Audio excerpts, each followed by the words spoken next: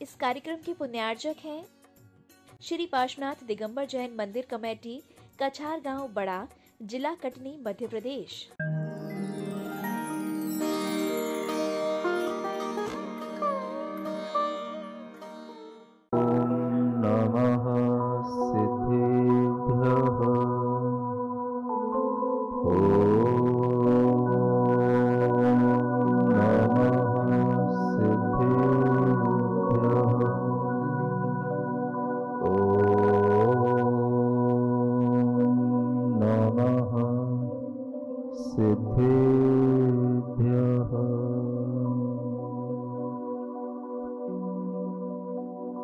आओ कथा हम तुम्हें प्रभु की सुनाते, श्री रामचंद्र मुनि के गुण गीत गाते। मर्याद निष्ठ पुरुषोत्तम मोक्षगामी, ध्याओ सदा हृदय में बनने अकामी। हैं बीसवे जिन अहो मुनि सुव्रतार्य,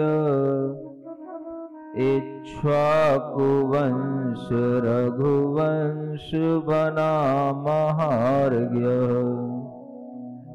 श्री राम लक्ष्मण तथा भरतेश भाई, शत्रुघ्न साथ सबने यश कीर्ति पाई। थे अष्टमे बहुगुणी बलभद्र राम, अत्यंत प्रेम युत लक्ष्मण भ्रात नाम।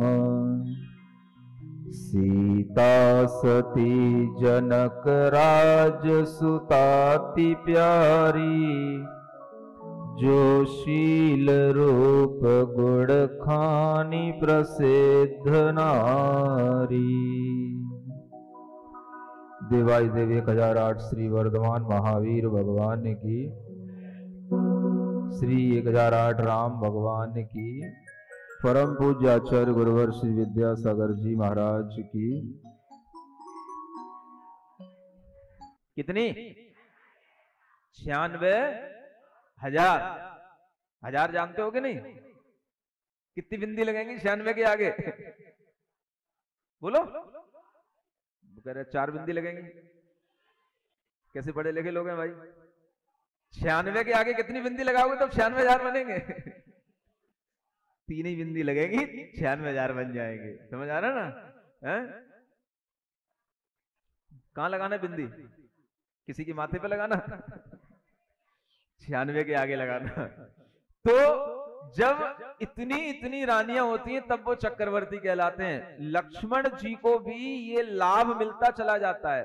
वन में जाकर के भी उन्हें बड़ी बड़ी सुंदर सुंदर कन्याओं का लाभ मिलता है, बड़े बड़े राजाओं की कन्याओं का लाभ मिलता है। माने उनके लिए वन में गमन करना भी बहुत लाभ का काम हो जाता है, क्योंकि पुण्यवान जीवों का पुण्य कहीं भी पीछा नहीं छोड़ता। अगर आपके पल्ले में पुण्य है तो आप कहीं पर भी चले जाओ, अकेले भी कहीं भी घूम लो, आपको सब तरीके की सुविधाएं, सब तरीके की संपत्तियां आपको मिल जाएंगी। ये पुण्य की बहुत बड़ी देन होती है। इसलिए पुण्य का बंद करो, पुण्य का अर्जन करो, पुण्य भाव करो, पाप भाव से बचो, पुण्य को बढ़ाओ। कल क्या बताया था? पुण्य किससे बढ़ता है? साधु नाम दर्शनम। बोलो, आगे नहीं बोलोगे क्या? साधुओं का दर्शन क्या है? पुण्यम। साधु नाम दर्शनम पुण्यम। पुण्य किससे मिलता है? साधुओं के दर्शन करने से पुण्य बढ़ता है। आप लोगों का पुण्य बढ़ रहा है कि नहीं? फ्री फोकट में बढ़ रहा है, बिना पैसा दिए बढ़ रहा है। यह पुण्य की वृद्धि होने से ही आपको सारी सुख संपत्तियां अपने आप सहजता में मिलती रहेंगी। बस आप बैठे बैठे सुनते रहो, देखते रहो, साधु का दर्शन करने से ही पुण्य का बंध होता रहता है। कितनी सरल चीज है। इसलिए कहा जाता है साधुओं के पास आओ, साधु का समागम करो, साधु के सानिध्य को प्राप्त करो, इससे आपके पुण्य की वृद्धि होगी। तो बस वही चल रहा था। 300 कन्याएं लक्ष्मण जी के लिए लाए। अब लक्ष्मण जी क्या करते, उस जंगल में कन्याओं को, 300 कन्याओं को कौन संभाले? समझ में आ रहा है? तो देखो अब लक्ष्मण जी क्या कहते हैं। पहले तो जो लोग कन्याएं लेकर के आए वो कहते हैं, हे स्वामी इनको परिणा कर चिंता मम आज मिटा दीजिए, हम सेवक सेवा कुछ न बने, दासियों में इनको रख लीजिए। उन कन्याओं के पिता आकर के लक्ष्मण से क्या कहते हैं, स्वामी इन कन्याओं को आप स्वीकार कर लो। पहले कन्याएं भी भेंट में दी जाती थी बड़े बड़े राजाओं के लिए। तो पिता बिल्कुल निश्चिंत हो जाते थे कि हमारी कन्या किसी क्षत्रिय पुरुष के लिए चली गई, किसी बड़े राजा के लिए उनके पास में चली गई, तो पिता के लिए बड़ी सौभाग्य की बात हुआ करती थी। ऐसा सोच करके वो सब आए सेवक बन करके और कहने लगे, आप तो इनको दासी बना करके भी रख लोगे ना तो भी हमें बहुत अच्छा लगेगा, लेकिन ये रहनी आपके पास ही चाहिए। इतने सुंदर लगे उनको लक्ष्मण जी।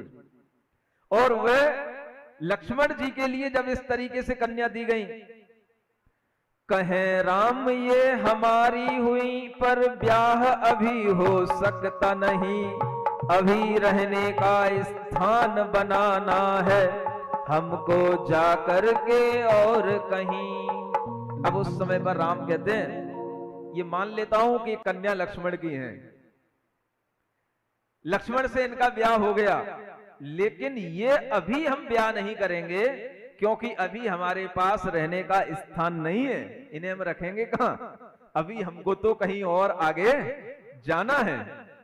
माता को लेने जाना है तब विवाह कर ले आएंगे, अब तो हमको कर दीजिए विदा, हम शीघ्र लौट कर आएंगे। सम्यक दृष्टि है वज्रकरण, मन देख के हर्षित होता है, मुझे देख के भी मस्तक न झुका, आश्चर्य बड़ा ही होता है। सीता सबको छोड़कर किया रात्रि प्रस्थान, नलकूबर एक नगर में पहुंच किया विश्राम। उन्होंने कहा, अभी जब हम दूर जाकर के अपना स्थान बना लेंगे तब हम अपनी माँ को भी बुलाएंगे, क्योंकि हम माँ कौशल्या से भी कह करके आएंगे कि हम जब अपने निश्चित स्थान पर पहुंच जाएंगे तो वहां पर तुमको बुला लेंगे और उसी समय पर इन कन्याओं को भी हम बुला लेंगे। बात पक्की हो गई है।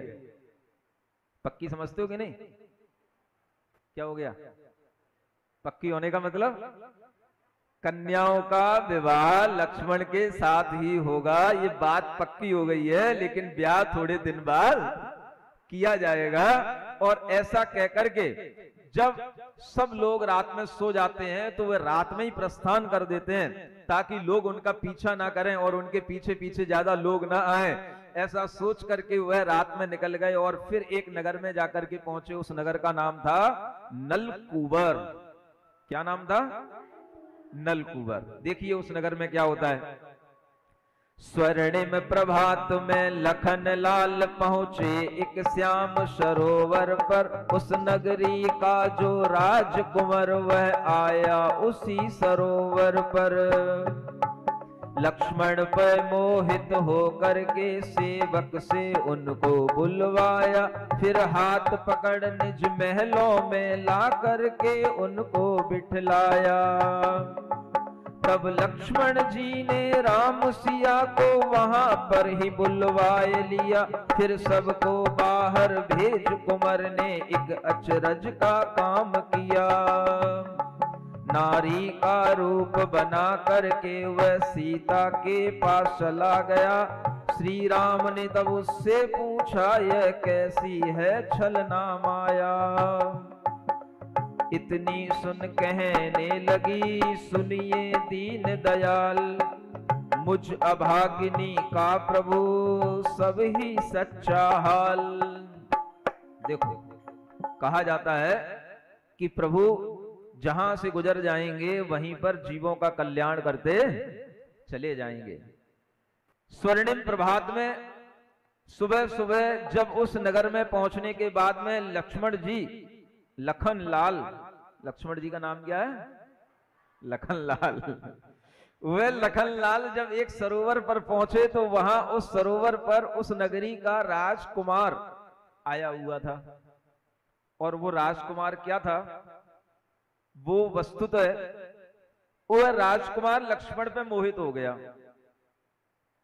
अब राजकुमार लक्ष्मण पे मोहित हो गया मतलब, थोड़ा धैर्य रखो, बताते हैं अभी। वह लक्ष्मण के पास जाकर के उनको कहने लगा, चलो हमारे घर चलो। लक्ष्मण जी ने कहा, नहीं, मेरे साथ में मेरे भाई हैं, मेरी भाभी हैं। तो वह राजकुमार ने कहा, उनको भी बुला लो। और सबको बुला करके वह अपने जब राजमहल में ले गया तो वहां जाकर के उसने अपना रूप दिखाया और वह नारी के रूप में सामने, वह कन्या के, सुंदर कन्या के रूप में वो सामने आ गया। क्या सुना? वह राजकुमार एक सुंदर कन्या का रूप बना करके सामने आ गया। तब रामचंद्र जी कहते हैं, ये क्या माया हो रही हमारे सामने? अभी तो तुम एक सुंदर राजकुमार के रूप में लगते थे, अब तुम ये सुंदर स्त्री के रूप में दिखाई देने लगे। हमारे सामने ये भेष क्यों बदले जा रहे हैं? हमारे सामने कौन सी माया दिखाई जा रही है? तो उस समय पर वह वास्तव में स्त्री थी, वह सुंदर कन्या ही थी, लेकिन वह कन्या का भेष होते हुए भी वह राजकुमार का भेष क्यों बनाए थी? इसके पीछे की कहानी वह कन्या, वह राजकुमारी खुद कहने लगी। और वह किस रूप में कहती है? मैं बाल खिल्य की कन्या हूं और जिन शासन अनुगामी हूं। मम पिता म्लेच्छ के बंदी हैं, बस इतना ही मैं जानू हूं। सिंगोदर पिता के स्वामी हैं, जब पिता को बंदी सुन लीना। मैं गर्भ में थी उस समय, तभी यह हुक्म राव ने दे दीना। यदि राजा के पुत्री होगी, लावारिस राज हमारा है। यदि पुत्र हुआ तुम भाग से, तो बेशक अधिकार तुम्हारा है। जिस समय हुई मंत्री माता ने मिलकर के यह कार्य किया, नहीं भेद दिया और राजकुमार सारी पृथ्वी पे प्रकट किया। वह राजकुमारी कहती है, मैं बाल खिल्य राजा की कन्या हूं। कौन से राजा की? और मैं जिन शासन की अनुगामी हूं। मेरे पिता बाल खिल्य को म्लेच्छ के राजाओं ने, म्लेच्छ राजाओं ने बंदी बना लिया। बस मुझे इतना ही पता है। मेरे पिता के भी स्वामी सिंगोदर थे, और जब उन्होंने पिता को बंदी बना लिया, उस समय पर मैं गर्भ में थी। किस समय की बात है? उस समय पर यह कन्या कहां थी? गर्भ में थी। और राजा ने यह हुक्म उस समय पर दे दिया कि अगर यह बालखिल्य राजा के जो पत्नी है, इसके गर्भ में जो एक संतान है, अगर ये पुत्री होगी तो फिर ये लावारिस राज हो जाएगा। यानी ये राज फिर जो है इनका नहीं रहेगा। और अगर पुत्र हुआ तो बेशक फिर इसी बालखिल्य राजा का ही यह राज्य आगे बढ़ेगा। लेकिन जिस समय मेरा जन्म हुआ तो मेरी माता ने और मंत्री ने मिलकर के एक काम किया कि मुझे पुत्री होते हुए भी पुत्र के रूप में दुनिया के सामने प्रकट कर दिया कि राजा के पुत्र हुआ है, पुत्र हुआ है, पुत्र हुआ है, ताकि ये राज मेरे हाथ से, मेरी मां के हाथ से ना चला जाए। ऐसा उस समय पर यह राज्य को बचाने के लिए खेल किया गया। और मैं आज बड़ी हो गई है नाम मेरा श्री कल्याणी, अब तो कल्याण कुमार कहते। यह भेद नहीं जाने कोई, सब राजकुमार मुझे कहते। दिन रात पिता की चिंता में माँ बेटी दोनों शोक करें।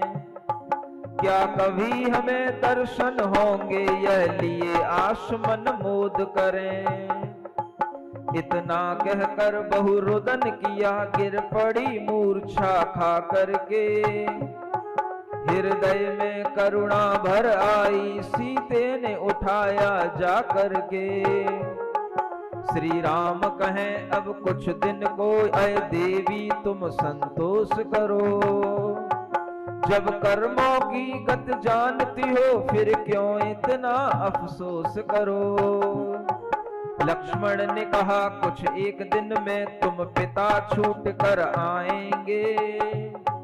हम म्लेच्छपति से लड़ने को अब शीघ्र यहाँ से जाएंगे। 2-3 रोज तो गुजर गए बस इसी तरह मेहमानी में। फिर रात कोई उठ चल दीने, वह म्लेच्छों की राजधानी में। विंध्याचल की अटवी में ही म्लेच्छों का राजा रहता था।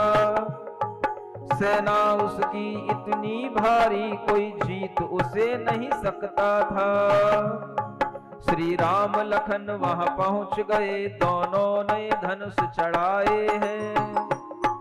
टंकार सुनी जब राजा ने, ले सैन्य युद्ध को आए हैं।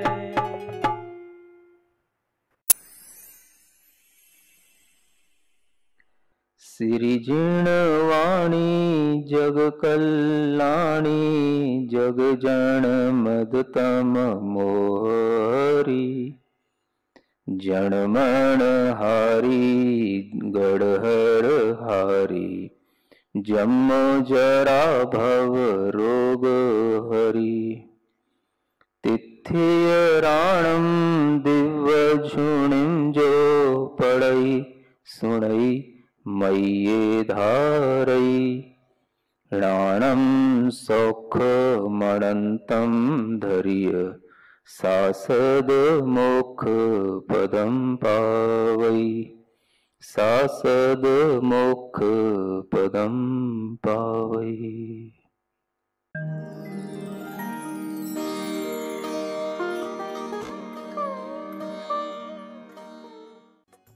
इस कार्यक्रम के पुण्यार्जक थे श्री पार्श्वनाथ दिगंबर जैन मंदिर कमेटी, कछार गांव बड़ा, जिला कटनी, मध्य प्रदेश।